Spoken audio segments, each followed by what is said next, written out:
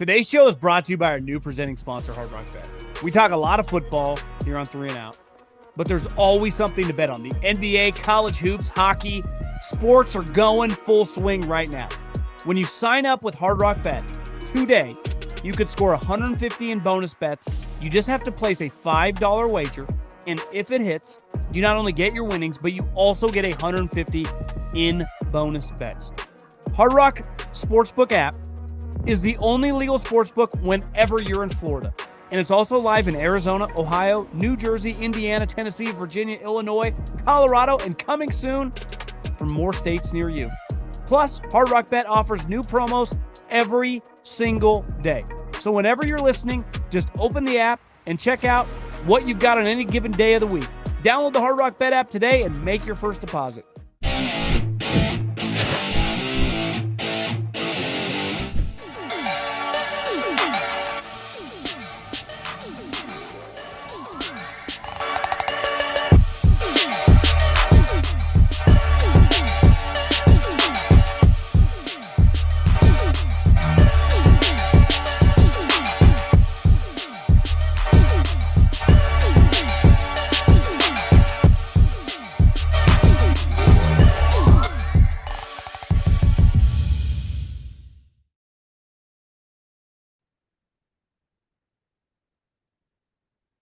What is going on, everybody? How are we doing? Probably doing better than the Buffalo Bills, who the game was close, but it did not feel close watching it.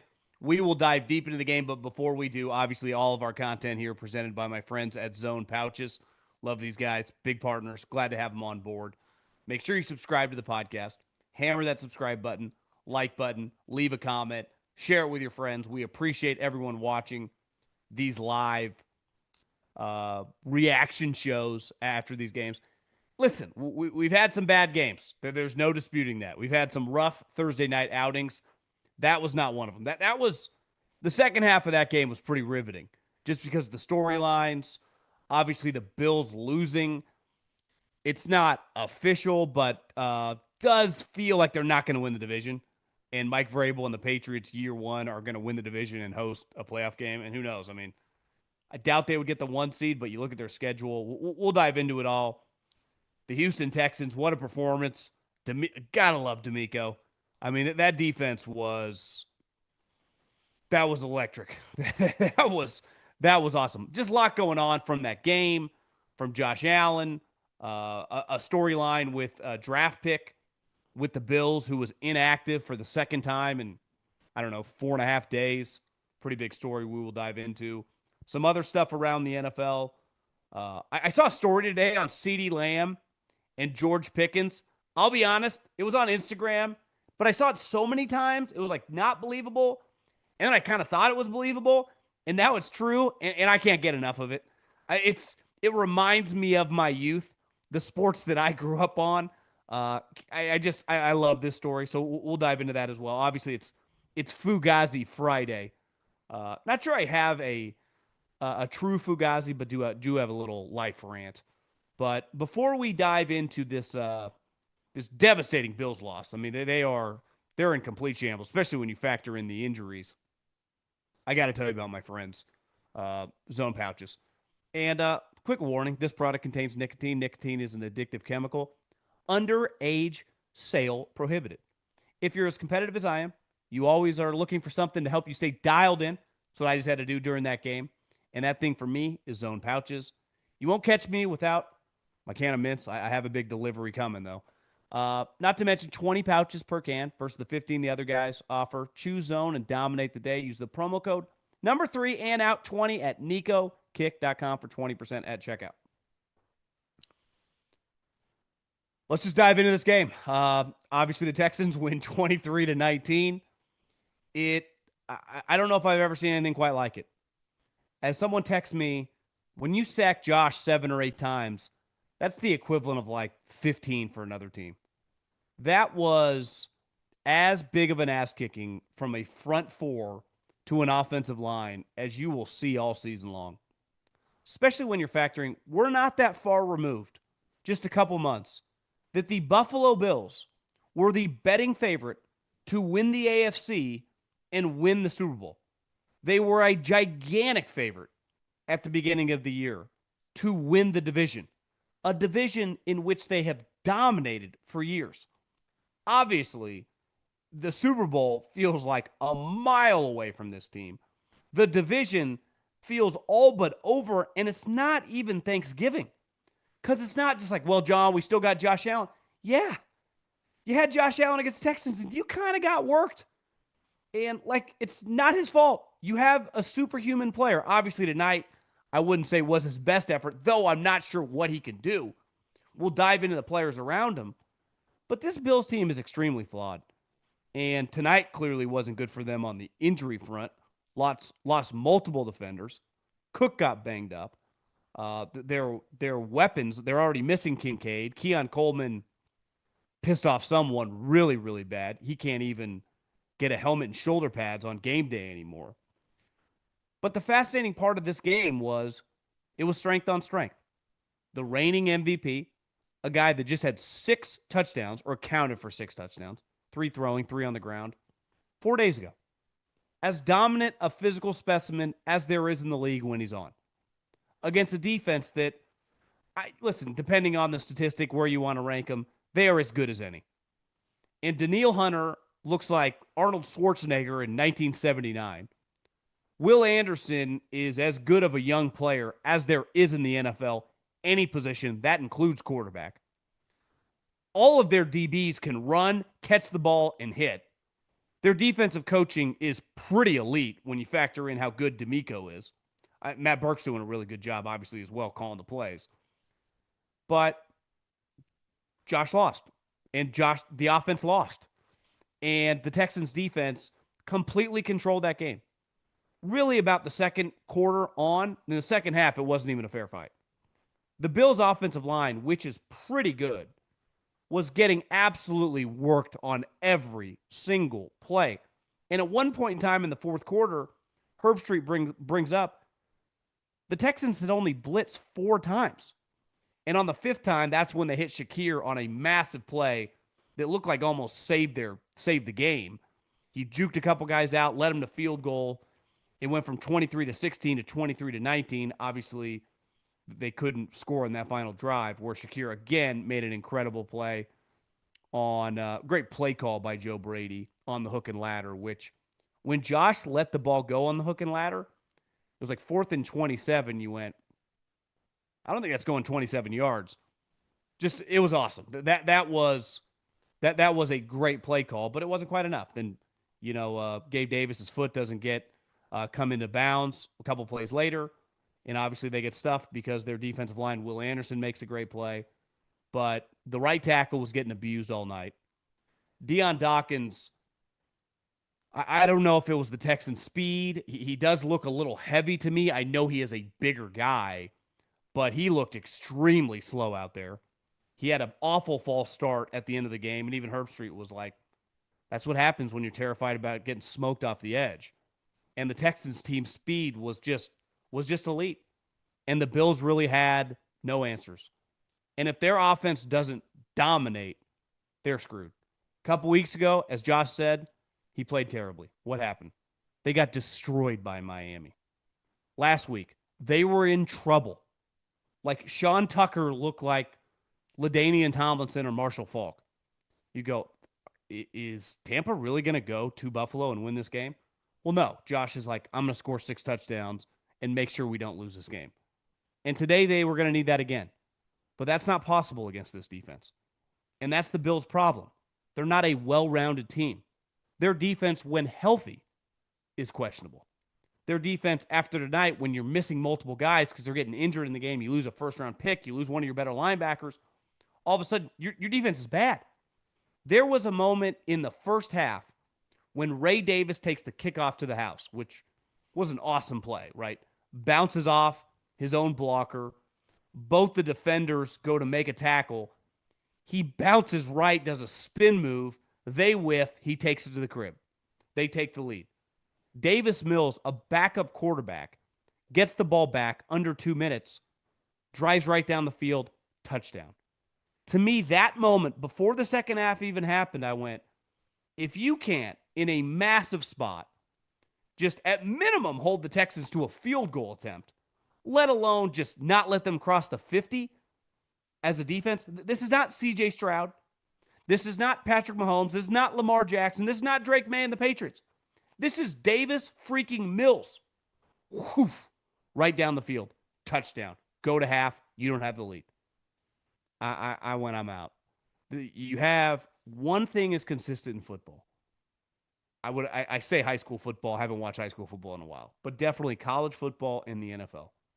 You have no chance to win a championship. Hell, you have no chance to really make hay in the playoffs if your defense is not good. I don't care who your quarterback is. And obviously the Bills have a fantastic quarterback. Their defense isn't good enough. You don't need to be the Texans on defense. That's best case scenario. Your defense just has to be capable. And tonight, not only are they not capable, they do not look good. They do not look like they have the personnel. And then offensively, their margin for error in Buffalo is pretty small. Why? I was thinking this tonight. Obviously, their GM in the aggregate has done a good job. Him and Sean were a big reason Josh Allen got drafted. Like that, when you make that draft pick, kind of carries you for a long time. But once you get 6, 7, 8 years into the career, especially once you start paying him a ton of money, they've made some other personnel mistakes, like paying Von Miller a lot of money. That money still carries on their salary cap. Their left tackle makes a lot of money. James Cook now makes a lot of money. They paid Joey Bosa this year, what, $12, $13 million. They have paid some people some money. You need to take advantage in the draft. And they drafted Keon Coleman, who, listen, I'm not going to act like I'm playing Monday morning quarterback. I like the pick. I like the player. Loved him at Florida State. Clearly, they already had Khalil Shakir, who is an excellent player. He was awesome tonight. That is a winning football. You can go to war against the Chiefs, against the Ravens, against the Texans, big-time defenses, big-time teams with that guy. But he needs help. You have a great running back. I know he's banged up, but like James Cook is a high-end player. You did need a big physical wide receiver. A year and a half in, he was inactive on Sunday, and then 4 days later, after Deion Dawkins, after the game, was like, listen, we're not going to dwell on this. We're going to move forward. We'll talk to him, head up, keep on rolling. Well, to me, something doesn't add up. Like, this is more than just like missed a meeting, slept through something. Like, clearly they are pissed off on you. They are down on you as a player because 4 days later, you're inactive again. And let's face it, a must-win game. This falls on the organization. And then when you look at the following picks of teams that are good, the next pick, and listen, the Bills weren't going to take Ladd McConkey. Now, Ladd McConkey's probably a better player than Shakir, but like they already have their version. And Shakir's damn good. But Ladd McConkey's drafted the next player. My point is, the Chargers immediately, a playoff team, get one of the best players on their team. And then let's just say, okay, well, you could have used defensive players. Let's pick a couple other playoff teams. A couple selections later. The Philadelphia Eagles. You know who they took? Cooper DeJean. Last time I checked, that guy's pretty good. The Los Angeles Rams. They're pretty good. Took Braden Fisk. You know who could use a big-time defensive lineman? The Bills. That is your job, to get this right. And when you draft Keon Coleman, pick 33, on a roster like this that is extremely top-heavy with money, you got to take advantage of your picks. Listen, like, is Xavier Worthy, how good he plays for the Chiefs? They depend on the guy. Wiggins, the corner from Clemson, who's on the Ravens, every time I look up, he's making plays. So those picks in the late 20s, early 30s for the good teams, whether you stay there in the 20s or you trade back to 33, 34, 35, you got to fucking make hay. Because those guys, you get impact starters for cheap money. And the Bills, a year and a half into this guy, he can't even dress on game days. Because who knows, Sean McDermott's pretty tight-lipped and the Bills aren't some leaky organization, but clearly something's going on. They're extremely down on him. So let's call a spade a spade. That pick currently is a disaster. Because I'm watching today, kind of could have used someone, I don't know, to help them out. But he's sitting on this in the sideline with a t-shirt. And I'm not blaming them for not having him active. Clearly they have their reasons. They've proven to be a high-level organization. They know what they're doing. But they picked the guy. and he can't contribute. And let's face it, on the totality, like he's been pretty underwhelming. So then when you factor in, like, you're an offensive team, your offensive line is getting their ass kicked through the first half. Josh Allen didn't even have 100 yards. Davis Mills outplayed him in the first half. Now, part of it's not even his fault. He only has Shakir to throw to, really, and he's running for his life. And Josh Allen, typically, when he's running for his life, can run away from most people. You're not running away from Will Anderson. You're not running away from. I just can't get over how big Danielle Hunter's arms are. Like, I do some curls sometimes. What's he do? I would love to ask him, like, do you slow release the down part of the curl? How do you get the biceps that big? He is a monster. I mean, those two guys, what are you supposed to do? If you're the Bills, you at least got to neutralize them a little bit. And they really had no answers all game long. And like most people, I mean, they've been one of the premium teams in the league now for 6-7 years since Josh has become a star. I don't remember him getting his ass kicked and just consistently hawked and thrown to the ground play after play after play. Honestly, if you just ask someone, if they didn't have the box score up, how many times tonight was Josh Allen sacked? You might say 15. It felt like he was on the ground every other play. It's honestly pretty nuts that they had a chance to win the game. They had the ball with a couple timeouts driving the field against one of the best defenses in the league. Now, part of that is they hit a hook and ladder, but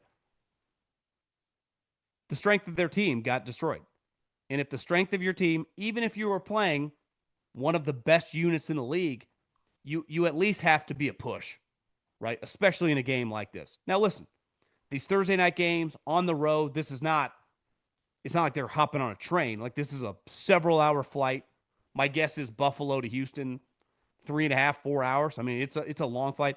That is not an easy trip. This is not an easy game. This would be one of those games at the beginning of the season you think you could drop. But when you dropped the Dolphins game a couple weeks ago, you can't drop this one. Not when the Patriots keep winning. So I'm just stunned. And I think this loss tonight's on the front office, picking the wrong players, not having enough talent on defense, picking the wrong player a year ago at pick 33. That draft pick was extremely important for the Buffalo Bills. And he can't even dress on game day. I can't stress to you enough how big of a disaster that is. I mean, seriously, the pick 33 when you are a Super Bowl caliber team, a year and a half in, can't dress on game day because it's clearly about more than just sleeping in a meeting. You don't think he's good enough. You thought your offense was better without him. And that's an indictment. So for as much as I bet everyone's going to shit on Sean McDermott, and listen, when you're a defensive coach and your defense looks like that, and it's clearly you're the guy calling the defense, you bear that, right? And you have a lot of pull in the draft when you're drafting defensive players over the years. You take responsibility on that. But the Keon Coleman move, man, and then like when you have a good offensive line, like they got to show up, and they look slow, they look injured, they look fat. I mean, they just I don't know how much I like Deion Dawkins. I have a lot of respect for him. His entire story coming from Temple, like top 10 pick, becoming a high end left tackle. Looks like he weighs like 370 pounds. You can't play against Will Anderson and Danielle Hunter when you're carrying all that extra weight. Obviously, he's a big guy. It's not like he's going to weigh 290 pounds, but just looks so stiff and it's not like he had no shot. And the right tackle was getting spun like a dreidel. So if you're a Bills fan, I think you got to ask yourself, is the window kind of over? Like this little run of this group. Obviously with Josh, he's not going to go away, but does kind of feel that way. And if I was a betting man, like I don't see this team making a run in the playoffs. Honestly, you could argue that the Texans, if they were to get in, would be scarier. Now, still don't love their offense. They are very dependent, and I like Woody Marks has been pretty impressive, but you saw tonight the more carries he got a little banged up. When Chubb comes in, he lacks some juice. Nothing but respect for that guy battling through that knee injury, but no longer quite has the same explosion. But that defense, holy shit. Like, that defense on any playoff game could beat any team. They can be, and they've done D'Amico, Nick Casario. They deserve a lot of credit because early on, like I was out. I was like, the O line sucks. This coordinator sucks. This team's in shambles. And then a couple weeks ago, once CJ gets the concussion, you're like, this thing's over. Like, listen, is he perfect? No. Davis Mills is a pretty damn good backup. Missed a couple throws early in that game, but just kept swinging, kept throwing, kept chucking it, made some plays. Honestly, I felt like the offensive coordinator called passes when he should have called runs. It's like, bro, you can be conservative here. Just run out the clock. I know you got faith in this guy. Stanford guy, smart guy, good player for a backup. Honestly, he's probably better than a backup, but he's not quite good enough to be a top 20 starter. He's kind of in that no man's land, but he's going to play in the NFL for a long time. And it does look, these last couple games, like he's kind of saved their season. I mean, a couple weeks ago, what were they down? 28-10 or something to the Jags in the fourth quarter? Came storming back. He made a bunch of plays. Tonight, threw a couple touchdowns. Google how many Josh threw. He threw 0. So, I mean, it's just, he came through, and obviously defensively, I just can't get over. I love, in sports and specifically football, when you make a really bold move, right? Clearly, the organization, and it felt like the owner, kind of pressed them to take C.J. Stroud. And I obviously don't regret doing that, but they loved Will Anderson. And they came back from 12 to 3. They gave a pick 12, pick 33, and the following year's number 1. When you make a trade like that, you better nail it. And it's why there's a lot of pressure on the Jags with Travis Hunter. It's like, you went from 5 to 2. You traded another first-round pick. This guy better be like Deion Sanders 2.0 or something, or this is not going to age well. Well, I got news for you. The Will Anderson pick was a hit. That trade was worth it because he's as good as any player under 25 in the NFL. I mean, his I remember when he was coming out, the talk about his football character, like in scouting circles at the combine, the pro day, was as good as it gets. Like from a football character standpoint, means how hard he trains, how seriously he takes everything surrounding the rehab, the lifting, the film study, the practice habits, how much he loves football, how into it he is. Obviously, when you watch him play NFL games, he jumps off the screen as a guy. You can't play any harder. You literally, like Max Crosby when you're watching him, is like, you can't play any harder than this. And when you have talent and your effort is 10 out of 10, you're going to dominate. He reminds me a little bit. It's not an apples to apples comparison, but a little bit of a young Khalil Mack. I'd argue, Khalil might have had a little more natural bend, maybe, but Will Anderson's motor, you could argue, beside Max Crosby, is as good as anyone in the NFL. So when you're the number 3 overall pick from Alabama and you have the second best motor in the NFL, you're probably going to be pretty good. And especially when you're playing across from Daniil Hunter, who, again, I think besides like Arnold Schwarzenegger in 1982, no one has bigger biceps in the last 40 years in America than that guy. They are just, they jump off the screen. So it's like, oh, you can bend the edge and you're 6'5", and you have those pythons. That's what a defensive end's supposed to look like. So just an ass kicking. I know it was 23-19. It didn't feel that close. I mean, that was a really, really impressive performance by the Houston Texans with their backup quarterback, just defense buckling their chin straps and fucking cracking skulls all night. There were a couple times. I mean, Josh Allen is kind of Roethlisberger and Cam Newton. Even when he gets sacked, you expect him to hop back up. There were a couple times tonight. It's like, man, he's going to need some help. Did he just break a collarbone? He's get the wind knocked out of him. They just break his wrist.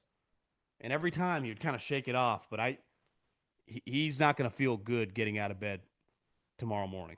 Neither are anyone on the Bills, because I think they're kind of looking. And if you're Sean McDermott now, I think, they lose that job. I think if you're going to put Sean, you got to put the GM as well, because like Keon Coleman, that's blood on his hands. I mean, is this one of those situations where you kind of hit the nuke button? Is it something that if you're the ownership, you kind of hesitate to do because, you got Josh Allen? Or does that actually put more pressure on you to, we got to go all in because we have Josh Allen? Who are your options? Right? A couple years ago, you could have hired Jim Harbaugh. Well, you're looking around. Last year, you could have hired Mike Vrabel. You're looking around like, what are you doing? Like, who's even available? Clint Kubiak? Robert Saleh? Like, you're not going to fire Sean McDermott for Robert Saleh. So that has to factor into this, but does feel like they could free fall a little bit because they are a flawed team with a fantastic quarterback who, I don't want to say circling the drain, but relative to the standard in which they are viewing themselves as a 12 to 14 win team competing for Super Bowls, they feel like they've taken a dramatic step back. And that pains me. I mean, Josh Allen's one of my favorite players in the league. He's one of my favorite players to watch. But hell, Will Anderson just threw his hat in the ring there as well. I'm a Will Anderson guy. If I was into jerseys, I'd buy a Will Anderson jersey. That was sweet. That was, if you like football, old school football, that was fun. We don't get a lot of that anymore. That feels like a throwback to like the 2000s or the 90s. Just one team with a couple just premium pass rushers that are, we're going to sack you 10 times tonight. And the other times we don't sack you, we're going to drive you into the ground. And there's not going to be any pansy flags for falling on you with our weight or whatever the bullshit stuff Roger Goodell and Merton Hanks and those guys in the league office have made up over the last couple of years to cover their ass from lawsuits. We don't give a shit about any of that. Send the fine to Houston. We'll pay it. But we're going to pepper this guy till the clock literally went out during the game. But when it actually is running, it hits 00. Speaking of old school football, a couple guys in the NFL I got to give some credit to for being zoned in. And I saw sometimes on Instagram, you see quotes that are just clearly fake, right? And they make you chuckle. And honestly, you have to read them twice. You're like, did LeBron really say that? No, no, no, no, no. And then you realize it's a completely made up quote, right? But it puts a smile on your face. It's fun. That's social media. And there were some quotes and just stories going on, I would say, Instagram over the last, I would say, 24, 48 hours on Ceedee Lamb and George Pickens and what they did in Las Vegas. How basically they had gone out, they had gambled, they had gotten drunk.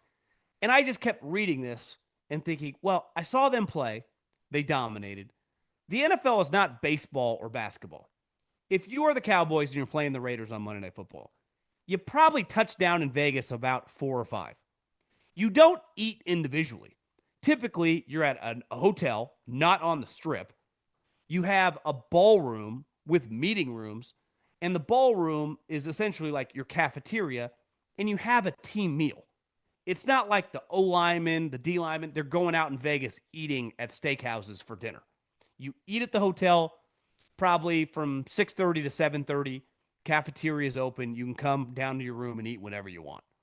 And there's just an unlimited amount of food, and the team, the coaches, the trainers, they all eat.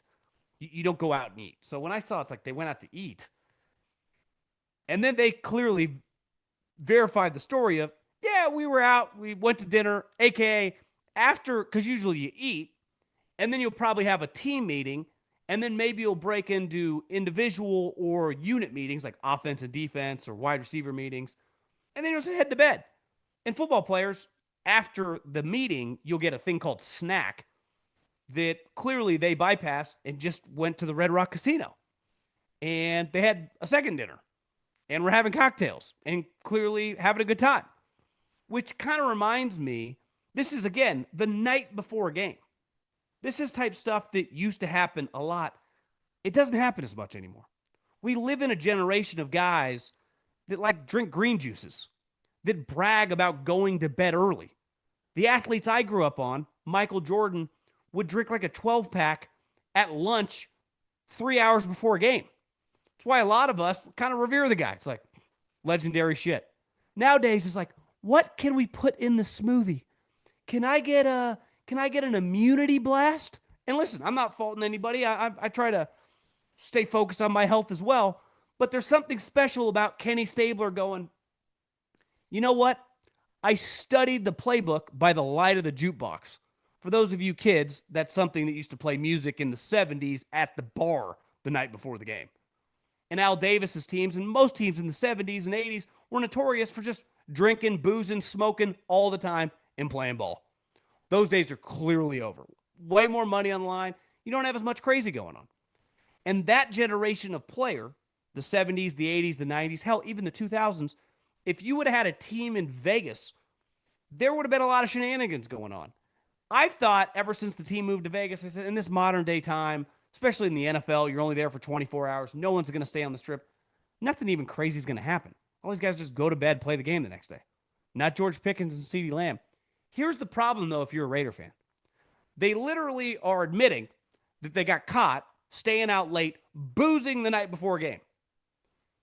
They combined for 14 catches, 200 yards, and 2 touchdowns.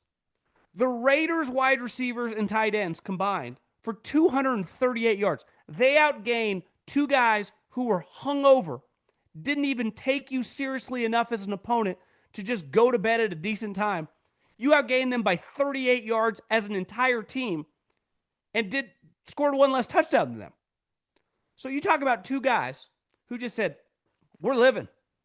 We're going to go booze. Hell, we might play a little craps, maybe a little blackjack. We're going to have a good time in Vegas. We don't give a shit. And you know what I like about Jerry Jones? Where's Jerry from? 70s, 80s, and 90s. What's he known for? A team that literally had something called the White House where they did crack and hookers all the time. Was very normal. Again, crack. That cocaine. That's what they were doing in the 90s. Jerry, you know why Jerry didn't care? The guy leading the charge was Hall of Fame wide receiver. Teams that I grew up watched it all the time. It was well known. Everyone talked about it. It was funny. Kind of, not really when he was going through the trial, but other than that, like, huge part of the documentary. So I just appreciate that we just have a couple throwbacks. In a day and age where everyone's talking about health and wellness and going to bed on time, I don't mind an athlete every once in a while, couple hours sleep, going for 2 bills and 2 tuggies, and just going, you can't stop me. I don't give a shit whether I had 7 cocktails or 7 Gatorades. It doesn't matter. And for George Pickens and Ceedee Lamb, you gained my respect. Props to you guys. What else is going on? One thing I just want to hit on is there was an article that came out on ESPN.com today about J.J. McCarthy. And it's about a lot of different things, and he's talked about this. Yeah, I saw he was discussed this at his press conference today. Is they're trying to rewire his brain because they're rewiring his mechanics, and they're trying to change his muscle memory, which is obviously very, very difficult to do in professional sports. And a couple years ago, and I said this why I didn't believe in this situation, because anytime you get a raw player and you try to mold them while they are playing on a team with expectations to be really good, it's going to be a disaster. I saw it with Trey Lance and Kyle Shanahan. He was hoping that he would be a plug-and-play player. He clearly wasn't. He was going to need a lot of work. And even if he got a lot of work, there was no guarantee he was going to be good, and they pivoted immediately. They realized they just didn't have the time, and they didn't have a long runway to figure this thing out if it failed, because they were ready to win and ready to win immediately. And obviously they got bailed out because they drafted Brock Purdy in the 7th round, who became a really good player. Just threw 3 touchdowns coming back from the turf toe. Aaron Rodgers famously, coming out of Cal, had some weird mechanics. Held the ball really high, had kind of a funky release. And for 3 years behind the scenes, he just worked at practice, changed his muscle memory, changed his mechanics. And then by the 4th year, when Ted Thompson shipped Brett Favre, he was able to have changed his mechanics, rewire his brain, and start for the Packers. And his first year starting, pretty sure they went 6-10. So he got to play for a team. The expectations lost some games. They weren't that good. And then within a couple years, he's winning MVPs and they win a Super Bowl, and the rest is history. But J.J. McCarthy is not going to be given that much time. And clearly trying to rewire anyone who's ever played golf and you've tried to make a swing change, it's one thing to do it on the practice range, right? Hit some range balls. You're like, okay, I figured something out. And then you go to the first hole and you're playing some guy for $20, $50. And all of a sudden you pump one into the house. Why? because you resort to muscle memory that you know, not what you've been working on, because it takes a while to force that into the new kind of rotation of what you're doing, and who knows if it can even stick. So J.J. McCarthy, they're trying to change his mechanics on the fly, but meanwhile he's failing every Sunday. So from a confidence standpoint, it's impossible to build any positive momentum. So this thing with J.J. McCarthy, to me, it's not apples to apples, but this thing's Trey Lance 2.0. Clearly they like him. The 49ers like Trey Lance a lot as a guy. They wanted it to work. And the 49ers gave up way more for Trey Lance than they did for J.J. McCarthy. But there is no way when you have elite players at different positions and a ready to made team in terms of guys under contract, impact players, that you can do this and have it be successful. It will not work. So I would expect this weekend against the Packers in Lambeau.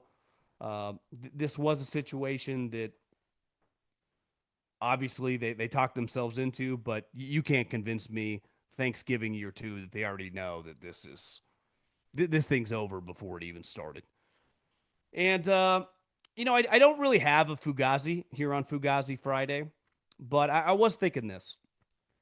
We have a lot of young people that listen to the show, a lot of young dudes, in their 20s. And obviously, for most of you in your 20s, probably aren't making that much money, probably rent some little shitty apartment. And just, I've been there. Most of us have. In looking back, when you're in it sometimes, it's not always the most fun. You don't have that much disposable income. You got 600 square feet. You don't have that much money to do fun stuff. But you don't really have responsibilities. I think sometimes, Lane Kiffin's been saying this. Sometimes you're in the good old days and you don't even realize you're in the good old days. And then all of a sudden you look and you're 41 years old and you have a leak in your roof. You have a broken pipe in your driveway just spewing water all over the place. You have a baby on the way with dealing with insurance companies and you realize, I can't even sleep. I got so much stuff. I don't even know who to call. Like, where do I even start with this water main just going all over the cul-de-sac I live in? What do I do? And you can't call the landlord because you're the landlord. So you have to figure out who to call, and you have no clue. And I think sometimes younger people, it's easy to get mad. It's easy to get bitter. And I've been there. I've been mad and bitter. I didn't have more money in my bank account. My apartment wasn't bigger, or that when the AC broke, that I had to call my landlord and he said a guy will be there. Can't make it today. He'll be there the first thing in the morning.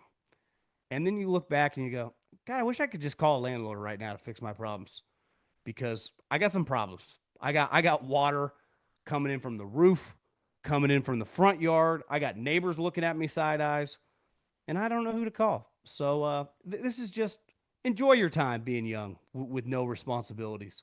And when shit hits the fan, you can always call someone and you put the responsibility on them. And you just sit there, open the door when they send help. And when the bill comes, you send it to that guy because you don't have to pay it. So hopefully everyone's doing well. Put a smile on your face. And if you're a Bills fan, I feel sorry for you. Have a great night.